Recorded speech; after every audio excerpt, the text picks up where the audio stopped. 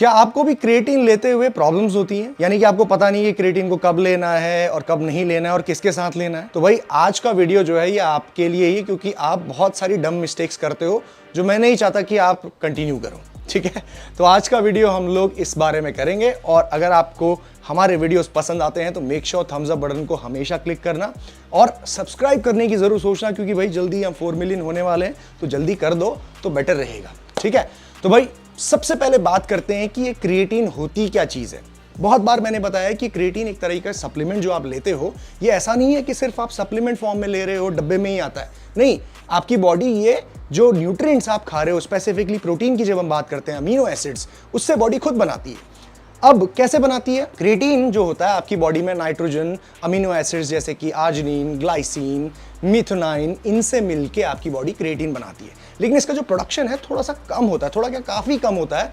अगर आप एक ट्रेनिंग करने वाले, वर्कआउट करने वाले इंसान हो तो आपके लिए वो पूरा नहीं होता। इसीलिए सप्लीमेंट फॉर्म में क्रिएटिन को लिया जाता है। ठीक है, अब जब आप क्रिएटिन को सप्लीमेंट फॉर्म में लेते हो तो उसके फायदे क्या हैं? क्रिएटिन भाई आपको एक हाई एनर्जी मॉलिक्यूल, जिसमें बहुत ज्यादा आपको एनर्जी होती है, स्ट्रेंथ जिससे आपकी बढ़ती है, वो देता है। उसका नाम है एडिनोसाइन ट्राइफॉस्फेट, एटीपी।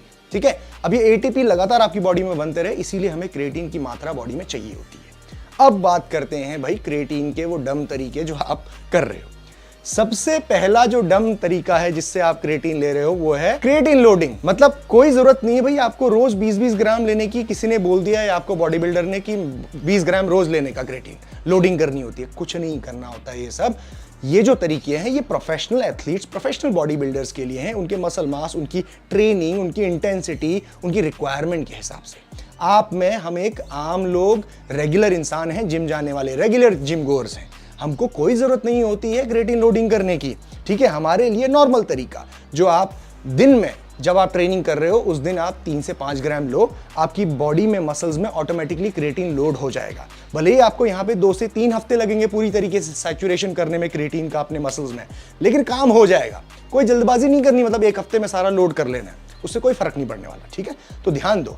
ज्यादातर लोग जो ये क्रिएटिन लोडिंग करते हैं, कुछ लोगों को डायरिया के इश्यूज भी हो सकते हैं, हो सकता है कि और related problems, stomach related problems भी हो जाए। तो भाई क्यों करना है? तो ध्यान दो, क्रिएटिन लोडिंग करने की जरूरत नहीं है। आम रेगुलर जिम गोअर्स को नॉर्मल 3 to 5 ग्राम्स आप ले सकते हो जब आप ट्रेनिंग कर रहे हो। जो दूसरी डम तरीका है जो आप करते हो क्रिएटिन लेने का, और वो है taking creatine on rest days. अब देखो, जब आप क्रिएटिन लेने की बात करते हो ना, तो रिसर्च ये कहती है कि creatine is always effective when it's taken around your workout. यानी कि प्री वर्कआउट में आप ले रहे हो, पोस्ट वर्कआउट में ले रहे हो, तो क्रिएटिन की इफेक्टिवनेस, एब्जॉर्प्शन रेट बढ़ जाता है और क्रिएटिन ज्यादा आपको स्ट्रेंथ बिल्डिंग में बेनिफिट करता है। ठीक है, इसके साथ साथ जब आप नॉन ट्रेनिंग डेज में, यानी कि रेस्ट डेज में उसे लेते हो, तो उसका कोई एडिशनल बेनिफिट देखा नहीं गया है। ठीक है, मतलब आपकी छुट्टी है, आप कोई ट्रेनिंग नहीं कर रहे, कुछ वर्कआउट नहीं कर रहे, फिर भी आप क्रिएटिन ले जा रहे हो, तो उसका कोई एडेड बेनिफिट नहीं है। सो इसीलिए ट्रेनिंग वाले डेज में ही आपको क्रिएटिन लेना चाहिए फॉर मैक्सिमम बेनिफिट्स। और नॉन ट्रेनिंग डेज में लेके क्या होगा, थोड़ा क्रिएटिन आप ज्यादा ले लोगे, वेस्ट भी हो सकता है। सो ये सारी चीजें हो सकती हैं, इसीलिए नॉन ट्रेनिंग डेज में आप क्रिएटिन मत लो। तीसरा डम तरीका, तीसरी मिस्टेक जो आप करते हो, not fixing your water intake. भाई हमारी जो दुनिया है ना ट्रेनिंग करने वालों की, उसमें से कई सारे लोग जो हैं वो ऑलरेडी डिहाइड्रेटेड ही रहते हैं, यानी कि पानी ही कम पीते हैं। उनको पता ही नहीं है कि पानी आपको किस लेवल में पीना चाहिए। होंठ फटे होते हैं, सर में दर्द हो रहा है, डिहाइड्रेटेड हैं ऑलरेडी। जब आप इस सिचुएशन में हो और आप क्रिएटिन ऐड कर रहे हो या किसी भी तरह का सप्लीमेंट ऐड कर रहे हो, तो वो आपको प्रॉब्लम दे सकता है। सो सबसे पहले तो अपनी वाटर इनटेक फिक्स करो। मैं यहाँ पे पानी बढ़ाने की बात नहीं कर रहा हूँ कि आप अचानक से ज्यादा पानी पीने लग जाओ। No, fix your water intake, मतलब एडिक्वेट अमाउंट में पानी लो पहले। उसके बाद सप्लीमेंट जैसे कि क्रिएटिन को ऐड करोगे तो ही वो आपको सही तरीके से इफेक्टिवली हेल्प करेगा। क्यों? क्रिएटिन का काम होता है वाटर रिटेंशन करना। वाटर रिटेंशन कहां पे?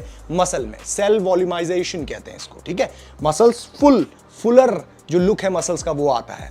और मसल्स आपकी जो ट्रेनिंग है उसके दौरान एटीपी प्रोडक्शन में आपको बहुत हेल्प करते हैं। इसीलिए आपको वाटर इनटेक सही होना आपका बहुत जरूरी है। इसीलिए पानी पीना सही तरीके से चालू करो। नाउ चौथा डम तरीका जो है क्रिएटिन लेने का, वो ये है कि आप क्रिएटिन को फैट लॉस के दौरान, कटिंग के दौरान जानबूझ के बंद कर देते हो।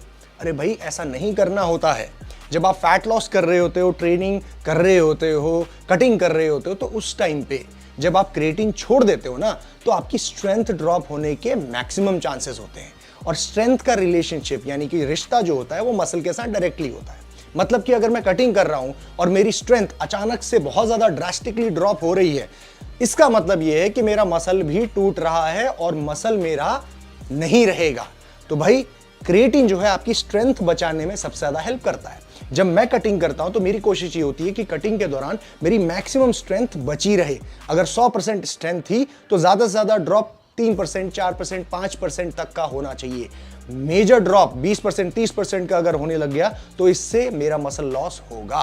तो भाई क्रिएटिन को छोड़ो मत, कॉन्टिन्यूसली फैट लॉस के दौरान, कटिंग के दौरान भी उसे कंटिन्यू रखो ताकि आपको मैक्सिमम बेनिफिट्स मिले एनर्जी प्रोडक्शन के। ऑलराइट, पांचवी और आखिरी डम मिस्टेक आप ये करते हो कि भाई आप क्रिएटिन के बहुत ही स्पेशलाइज्ड वर्जन्स के पीछे भागते हो। जो नया कोई वर्जन आ गया, कुछ नया आ गया तो उसके पीछे आप क्रिएटिन के पीछे जाते हो। देखो, क्रिएटिन की जब बात आती है ना तो रिसर्च ये कहती है कि आपको क्रिएटिन मोनोहाइड्रेट जो है जितना इफेक्टिवली आपके सिस्टम में काम करता है उतना ही सारे करते हैं।